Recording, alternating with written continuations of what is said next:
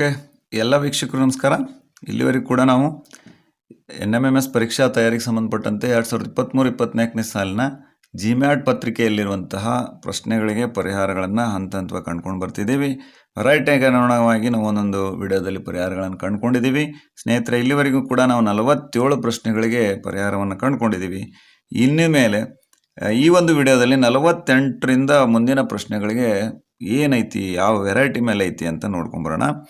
ಈ 48 ಪ್ರಶ್ನೆ ಏನೈತಿ ಅಂದರೆ, ಈ ಕೆಳಗಿನವುಗಳಲ್ಲಿ ಅಧಿಕ ವರ್ಷವಲ್ಲದ ವರ್ಷ ಅಂತ ಕೇಳ್ಯಾರ. ಇದೊಂದು ಕ್ಯಾಲೆಂಡ್ರಿಗೆ ಸಂಬಂಧಪಟ್ಟಂಥ ಪ್ರಶ್ನೆ ಐತಿ ಅಂತ ನಾನು ಸಾಕಷ್ಟು ಸುಮಾರು ಇದಕ್ಕೆ ಸಂಬಂಧಪಟ್ಟಂತೆ ಒಂದು 7-8 ವಿಡಿಯೋಗಳ ಬರೀ ಕ್ಯಾಲೆಂಡರ್ ಮೆಥಡ್ ಮೇಲೆ ಇದಾವೆ.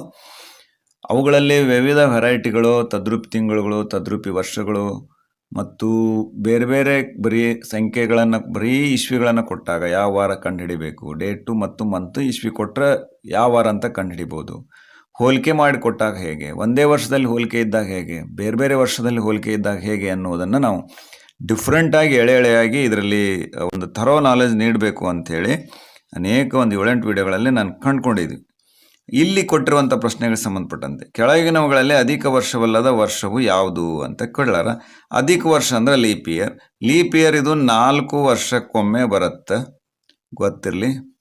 4 ವರ್ಷಕ್ಕೊಮ್ಮೆ ಬರುತ್ತೆ. ದೇರ್ಫೋರ್ ಇಲ್ಲಿ ಇದು ಅಲ್ಲದ ಅಂತ ಕೇಳ್ಯಾರ, ಅಧಿಕ ವರ್ಷವಲ್ಲದ ಅಂತ ಕೇಳ್ಯಾರ. ಹಂಗಾರೆ 4ರಿಂದ ಯಾವುದು ಭಾಗ ಹೋಗೋದಿಲ್ಲೋ ಅದು ಇಲ್ಲಿ ಒಂದೊಂದ ನೋಡ್ಕೊಂಡು ಬರೋಣ. 650 ಡಿವೈಡೆಡ್ ಬೈ 4, 6 1 6, 2 6 4 24, ಓಕೆ, 1 ಉಳಿತು, 4 8, 4 8, ಇದು ಏನು ಉಳಿತು, 2 ಶೇಷ ಉಳಿತು, ಇದು ಅಲ್ಲ. ಓಕೆ, ಹಂಗಾರೆ ಉಳ್ಕಿದ್ವು ಎಲ್ಲ 3 ಕೂಡ ಅಧಿಕ ವರ್ಷ ಆಗ್ತವೆ. ಯಾಕೆ ಹೇಳ್ರಿ, 4ರ ಭಾಜ್ಯತೆ ನಿಯಮನ ನಮಗೆ ಗೊತ್ತೈತಿ. ಏನು, ಕೊನೆಗೆ 2 0 ಬರಬೇಕು ಅಥವಾ 2 ಸ್ಥಾನದ ಸಂಖ್ಯೆ 4ರಿಂದ ನಿಶೇಷವಾಗಿ ಭಾಗ ಹೋತಂದ್ರೆ ಅದು 4ರಿಂದ ಸಂಪೂರ್ಣವಾಗಿ ಭಾಗ ಹೋಗ್ತತಿ. ದೇರ್ ಫೋರ್ 650 ಅನ್ನುವಂಥ ವರ್ಷವು ಇದೇನಿದೆಲ್ಲ ಅಧಿಕ ವರ್ಷ ಅಲ್ಲ.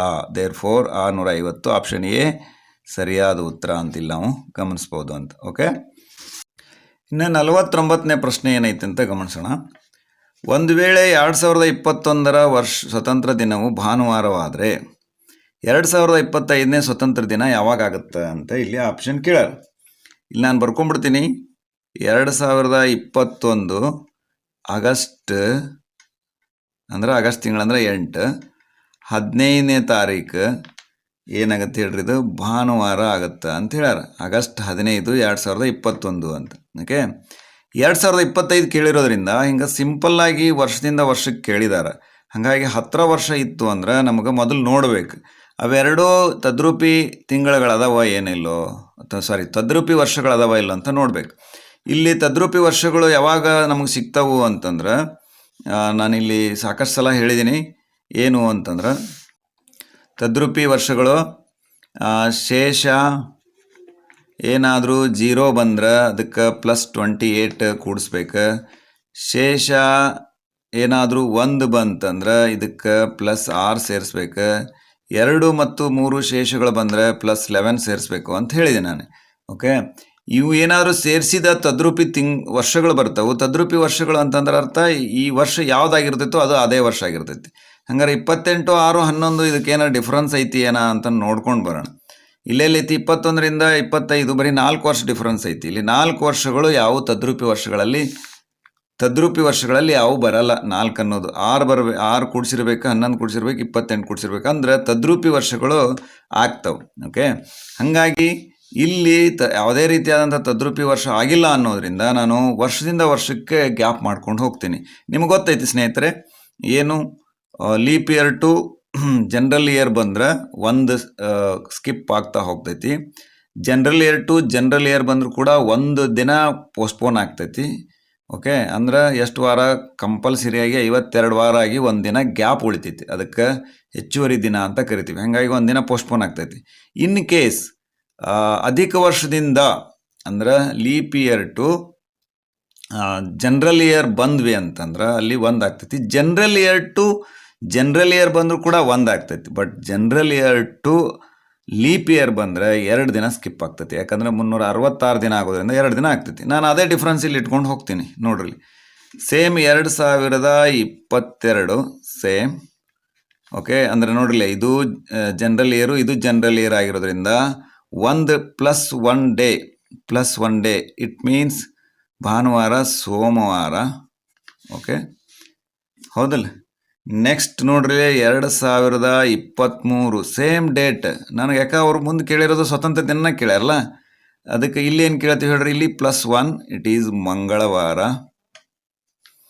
ನೆಕ್ಸ್ಟ್ 2024 ಇಲ್ಲಿ ನೋಡ್ಲಿ, general year to leap year ಬಂತು.